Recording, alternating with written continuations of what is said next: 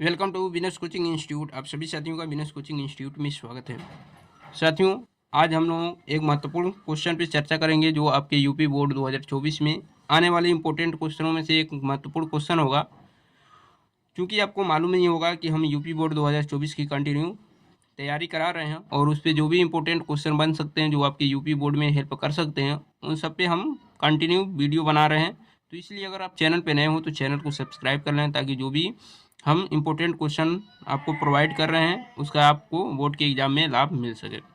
तो चलते हैं, शुरू करते हैं। क्वेश्चन देखेंगे क्वेश्चन कैसे हैं। ये 4 नंबर के इंपॉर्टेंट क्वेश्चन है, तो इसलिए क्वेश्चन को ध्यानपूर्वक आप देखिएगा। देखिए क्वेश्चन क्या है कि सिद्ध कीजिए चतुर्भुज ए बी सी डी जिसमें शीर्ष ए दिया गया है 3 और 1, बी दिया गया 0 और -2, सी दिया गया 1 और 1 तथा डी दिया गया 4 4 एक समांतर चतुर्भुज है। देखिए ये जो सवाल है ये आपके जानते हैं ज्यामिति के सवाल हैं, निर्देशांक ज्यामिति के। तो हम इसको सॉल्व करेंगे तो सबसे पहले हम क्या करेंगे, उस चतुर्भुज को बना लेंगे, ठीक है ना। तो उस चतुर्भुज को बनाने के बाद देखिए यहाँ पर हमने समांतर चतुर्भुज बनाया है। अब इसमें फिगर तो हमने बना दिया लेकिन हमें ये सिद्ध करके दिखाना है कि ये जो निर्देशांक दिए गए हैं समांतर चतुर्भुज के शीर्ष हैं कि नहीं है। तो इसके लिए करना क्या होगा कि आपको A B B C C D और डी ये चारों भुजाएं निकालनी होंगी और चारों भुजाओं निकालने के बाद उसके साथ साथ आपको विकर्ण भी निकालना होगा। तब आपको बताना होगा कि ये समांतर चतुर्भुज के शीर्ष हैं या फिर नहीं है। तो सबसे पहले हम क्या करेंगे, ए बी के बीच की दूरी निकालेंगे, ए बी। और ए बी के लिए आप जानते हैं दो बिंदुओं के बीच की दूरी का जो फार्मूला होता है वो क्या होता है, √x2 - x1 का होल वर्ग प्लस y2 - y1 का होल वर्ग। ये दो बिंदुओं के बीच की दूरी का फार्मूला है। अब इस फार्मूले का जब यूज करेंगे तो ये दो बिंदुओं के बीच की दूरी का फार्मूला है। यहाँ से जब आप सॉल्व करेंगे तो देखिए आप इसको x1 मानेंगे, y1 मानेंगे, x2 मानेंगे, y2 मानेंगे, ठीक है ना। तो x2 इसमें क्या है, 0 है, 0 - x1 क्या है, 3 है, प्लस y2 क्या है, -2 है, y1 क्या है, 1 है। अब देखिए -3 में से 0 माइनस करेंगे, -3 का स्क्वायर करेंगे तो क्या होगा, +9, -2 और 1 -1, -3 का स्क्वायर करेंगे तो +9। और जब इनको सॉल्व करेंगे तो ये क्या आएंगे, √18। और जब √18 आएंगे तो ये भी का वैल्यू क्या आएगा, √18 को आप क्या लिख सकते हैं, 3 × 2। और 3 × 3 × 2 यानी 3 इसमें से बाहर निकल जाएगा और √2 रह जाएगा। तो 3 √2 क्या मिला आपको, ए बी की मान मिली। अब इसके बाद ए बी निकालने के बाद बी सी निकाल लीजिए। तो B C equal to formula वही रहेंगे, √x2 - x1 का होल वर्ग प्लस y2 - y1 का होल वर्ग। चलिए देखिए यहाँ से x2, देखिए इसको x1 मानेंगे, y1, x2 y2। तो x2 क्या है, 1 है, 1 माइनस x1 क्या है, 0,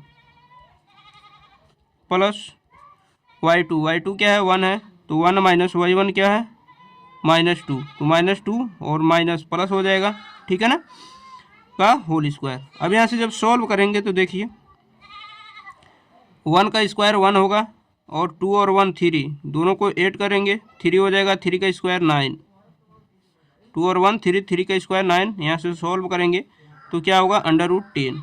ये क्या मिला आपको, बी सी की वैल्यू मिले आपको √10। अब उसके बाद आपको करना क्या होगा, इसके बाद हम क्या करेंगे, सी डी निकालेंगे। तो सी डी बराबर √ फार्मूला होगा आपका x2 - x1 का होल वर्ग प्लस y2 - y1 का होल वर्ग।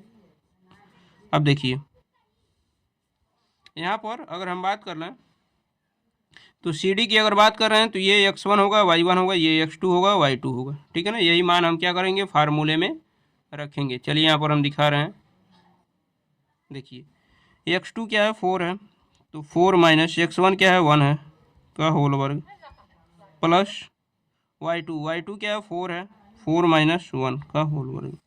अब देखिए आप यहाँ से सॉल्व करेंगे तो क्या पाएंगे, 4 में से 1 माइनस करेंगे 3, 3 का स्क्वायर 9, 4 में से 1 माइनस करेंगे 3, 3 का स्क्वायर 9, दोनों को ऐड करेंगे बनेंगे 80। 80 को आप लिख सकते हैं 3 × 2,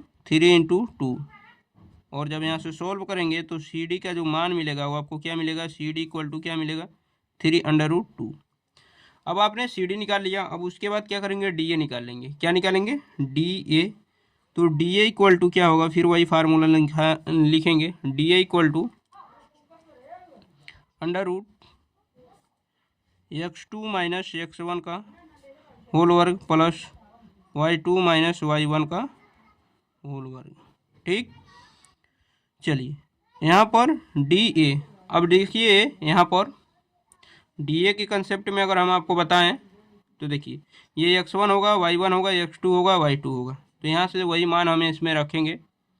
तो हमने क्या बताया, x2 क्या बताया, 3 बताया, x1 क्या बताया, 4 बताया का होल वर्ग प्लस y2 हमने क्या बताया, 1 बताया, y1 क्या बताया, 4 बताया का होल वर्ग। अब यहाँ से जब सॉल्व करेंगे तो देखिए आपको क्या मिलेंगे, 4 में से 1 माइनस करेंगे, 4 में से 3 माइनस करेंगे 1, -1 का वर्ग 1, और प्लस 4 में से 1 माइनस करेंगे -3 का स्क्वायर क्या होगा 9, दोनों को ऐड करेंगे तो क्या होगा √10। जब √10 हो गए तो यहाँ से हम देख रहे हैं कि ए बी का जो वैल्यू आ रहा है, ए बी इक्वल टू किसके, सी डी के, A B equal to C D, ये आ रहे हैं 3√2। और उसके बाद B C equal to D A के, B C equal to D A के, बी सी की वैल्यू क्या आ रहे हैं √10 और डी ए की भी वैल्यू आ रहे हैं √10। तो आप यहाँ पर देख सकते हैं कि ए बी सी डी बराबर हैं और बी सी और डी ए बराबर हैं। देखिए यहाँ पर हम दिखा दें कि ए बी का और सी डी का इन दोनों का वैल्यू आया है 3√2, ए बी और सी डी का वैल्यू 3√2, बी सी और डी ए का वैल्यू आया √10। तो ये दोनों आमने सामने की भुजाएं बराबर हो रही हैं। और यहाँ पर आमने सामने की भुजाएं जब बराबर होंगी तो उस कंडीशन में, जब आमने सामने की यानी ए बी सी डी के बराबर और बी सी डी ए के बराबर हो गई तो इस कंडीशन में कह सकते हैं कि अतः दिए गए बिंदु एक समांतर चतुर्भुज के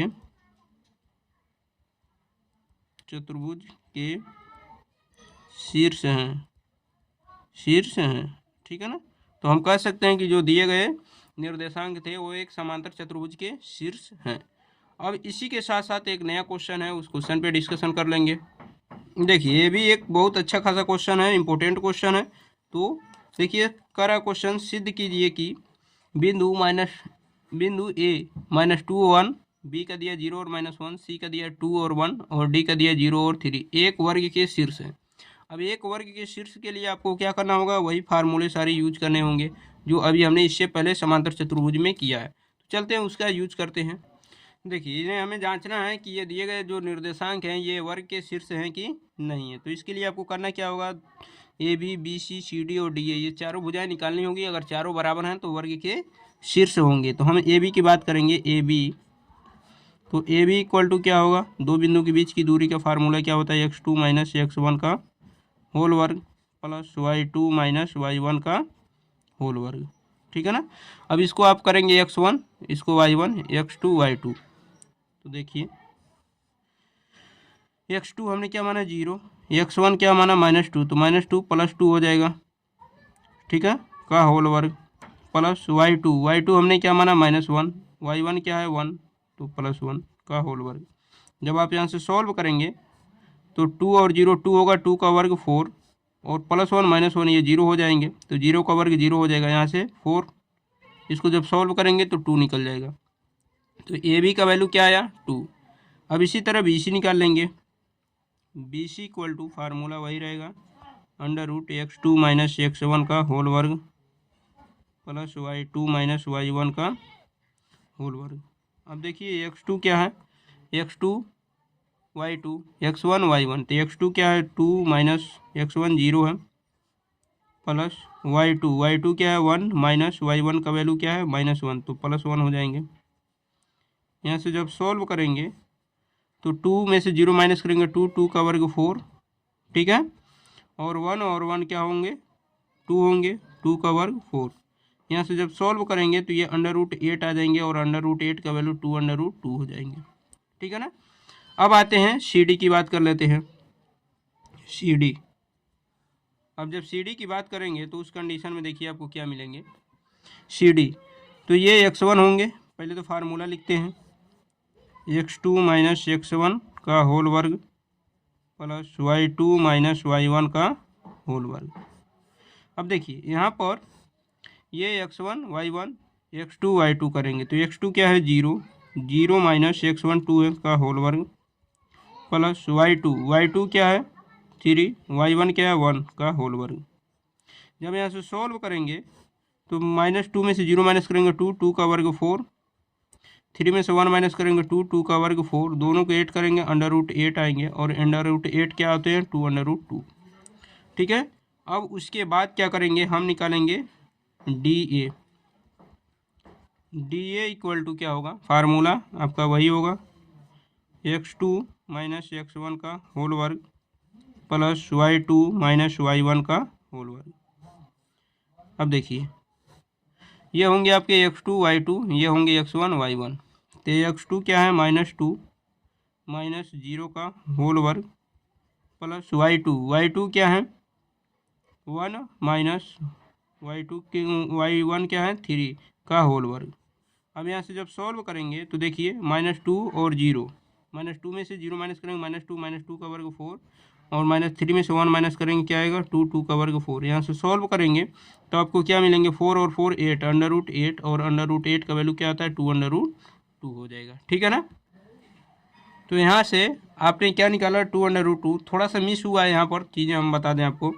जैसे हमने ये इसको माना है x1 y1 x2 y2, तो x1 क्या है x2 क्या है 0, x1 क्या है -2 तो +2 हो जाएगा, प्लस y2 क्या है -1 और x1 क्या है 1 तो ये -1 होंगे। ठीक है ना। यहाँ से सॉल्व करेंगे -1 का तो ये 4 हो जाएंगे और यहाँ से जब अंडर रूट में इनको ले जाएंगे तो ये √8 बन जाएंगे आपके, और जब सॉल्व करेंगे तो 2/2।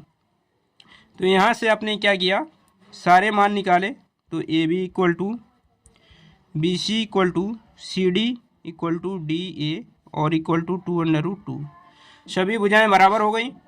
अब जब सभी भुजाएं बराबर हो गई तो आप क्या कर सकते हैं, AC और BD भी निकाल के वहाँ पर अगर वो भुजाएं बराबर आएंगी तो वहाँ पर लिख सकते हैं कि ABCD एक वर्ग के शीर्ष है। क्या है, एक वर्ग के शीर्ष है। तो यही आपका फाइनल आंसर हो जाएगा। वीडियो कैसा लगा आप लोग कमेंट बॉक्स में ज़रूर बताइएगा। जो लोग चैनल पे नए हों चैनल को सब्सक्राइब करना है। मिलते हैं नेक्स्ट वीडियो में, तब तक के लिए अपना ख्याल रखिए। धन्यवाद।